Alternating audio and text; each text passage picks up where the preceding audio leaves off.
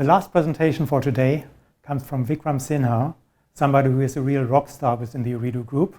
Vikram is currently the president and CEO of IOH in Indonesia. Before that, he has been running the operations in Ooredoo Myanmar as well as the Maldives. And before joining the Ooredoo group in 2013, he also has been working with Bharti Airtel and Coca-Cola.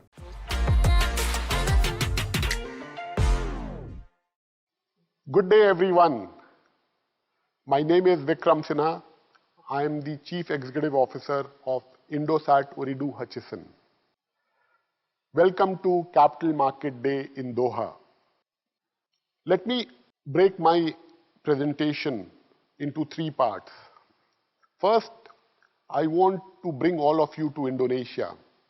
We all talk about it is very important to be in the right place at right time, and I'll tell you why I say so. Then 2019, I was here in Doha with many of you on the last Capital Market Day. It is very important for me to do a recap in terms of how we have progressed. And finally, IOH was born on 4th January 2022. As I speak today, Indosat Ooredoo Hutchison, we are 265-day-old company. And I'll talk about how our journey has been. But let me start with bringing all of you to Indonesia. The moment we talk about Indonesia, what comes, and I'm sure many of you would have already had holiday in Bali, and people who have not done it, you would be planning to come to Bali for holiday. But Indonesia is not only about Bali, it is much more than that. A very contrast, Jakarta, capital city of Indonesia, world's second most populous urban area. It's booming, people crib about traffic, but you have to enjoy the traffic. It is so nice to see the energy and passion the people of Jakarta has. We all talk about Indonesia being the digital powerhouse of Southeast Asia. Why do we say that? Look at the number. 12 out of 24th unicorn in Southeast Asia is coming from Indonesia, close to 50%.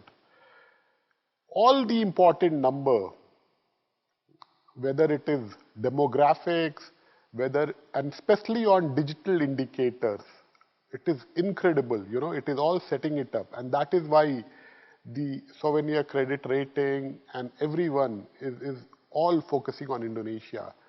We all know that by 2030, it will be the 10th biggest GDP in the world. But by 2045, it will be the 4th largest in the world.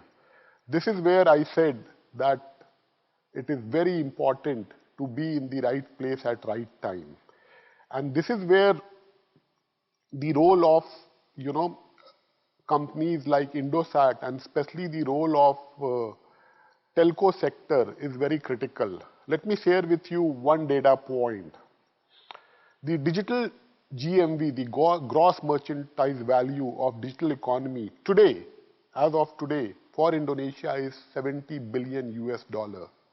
This by 2025, and there are credible data to support it, will be close to 146 billion. And the enabler, the backbone to this is companies like Indosat Ooredoo Hutchison and the telco sector. This is very important, and we have a role to play here. With all these background, let me touch upon Indosat transformation journey. I think it is very important. 2019, I remember my session, many of you who are here today was there on that day. We were all in one auditorium. And this is what I presented. One of the key message I presented was that Indosat is a very strong brand. And it is very important. Here we are all working with a single-minded mission of bringing the glory back.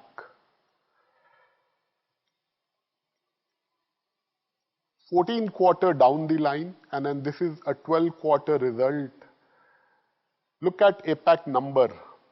Indosat Ooredoo, compared to all the other telcos in APAC, we are up there when it comes to revenue growth.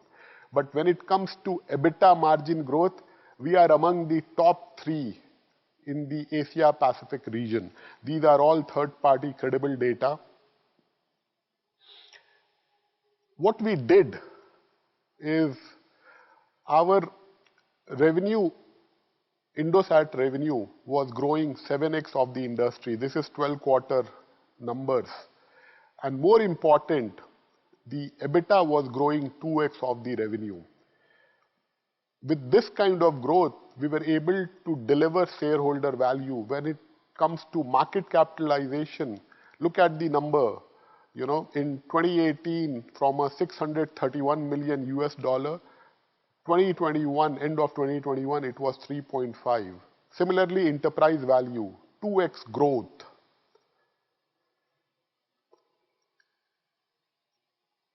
We were born on 4th January, and I think the important point to note is that we were born with a very great growth momentum on our side. Indosat Ooredoo Hutchison, we want to be a purpose-driven company, and with our larger scale, we are very confident, even more confident, of empowering and connecting more and more Indonesian. I think scale is very important. When it comes to big market like Indonesia, it is very important that you get to a right scale quickly. And what merger did was, while it brought 2 complementary assets, it now, as we speak, end of Q2, we have 98 million customers. Our revenue will be on the 3 billion upward as we go up. Similarly, enterprise value has come up to a level of 6 billion. So we have the scale to look at all the opportunity in terms of being more bolder, in terms of delivering better customer experience to our customer. We are very blessed to have strong shareholders like Ooredoo Group and CK Hutchison. They bring a lot of global expertise onto the table. But we are equally honored and blessed to have government in form of PPA investment, you know, as part of our family. Look at the revenue number, you know, end of Q2, IOH stand close to 28-29% in terms of revenue market share. And the other important indicator is spectrum market share. IOH is at 30% plus. That shows that we have all needed in terms of the scale, in terms of shareholder expertise, support, and the spectrum holding to grow from here. This is another very interesting slide. I think I remember September when I was with many of the analysts, and I was also having Aziz, the Ooredoo Group CEO, with me on that analyst call. This slide, I have put the actual slide which we spoke about, had attracted maximum attention. So in September, what we said that these 2 assets are complementary, and then that is why, you know, we are very confident that it will deliver a synergy value of anywhere between 300 to 400 million US dollar in a time span of 3 to 5 years. 8 months down the line, again, I'm very happy to share with all of you that as management team, we are very confident that we are on track to deliver the higher end of it. We are heading towards 400 million and in the timeline of around 4 years.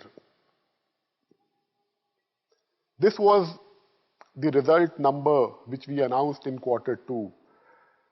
What I want to highlight is the net promoter score, the customer experience. And second, both brand is growing. Whenever you have seen such merger, you know, every time there are challenges on loss of market share. But our Q2 result demonstrated that we added 1.6 million new customers, and very happy to share with all of you that both IM3 and 3 brand is growing on Net Promoter Score and customer satisfaction. And at the same time, we were able to deliver net profit. All the other numbers, indicators are showing very healthy trend. I think what is important to highlight is from here, how do we build on delivering value for everyone? We are on this journey with a growth mindset.